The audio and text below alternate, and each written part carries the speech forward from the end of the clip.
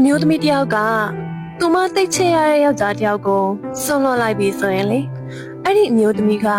မချစ်တော့ဘူးဆိုတာထက်သူမနေ့စဉ်နဲ့များရရှိခဲ့တဲ့ဒဏ်ရာဒဏ်ချက်တွေနဲ့ရှင်သန်ခဲ့ရတဲ့ဘဝကိုစိတ်ကုန်သွားလို့ပဲတနည်းပြောရရင်တော့မင်းစီကရရှိခဲ့တဲ့ဒဏ်ရာတွေကသူမအတွက်လုံလောက်သွားပြီဆိုတာကိုသူမကိုယ်တိုင်သိသွားလို့ပါလက်လွတ်လိုက်တဲ့အခါကျရင်သူမကိုအရင်အပြစ်မတင်ပါနဲ့မိန်းကလေးတွေကတော်ရုံတန်ရုံနာကျင်မှုမျိုးနဲ့ကိုချစ်ရတဲ့သူတယောက်ကိုလက်လွတ်လိုက်တယ်ဆိုတာမျိုးကရှားပါတယ်။သူမမင်းသားမှရှိနေစဉ်ကမင်းသူမကိုစာနာခဲ့ရဲ့လား။မင်းသူမရဲ့နာကျင်မှုတွေကိုရောဖြေလျှော့ပေးခဲ့ရဲ့လား။မင်းသူမအပေါ်ဘယ်လိုပုံစံမျိုးနဲ့ဆက်ဆံမိခဲ့တယ်လဲဆိုတာတွေကိုအရင်ပြန်သတိရပါ။သူမမင်းသားမှရှိနေတဲ့အချိန်ကမင်းပါလို့ရတယ်။သူမဘဝမှာ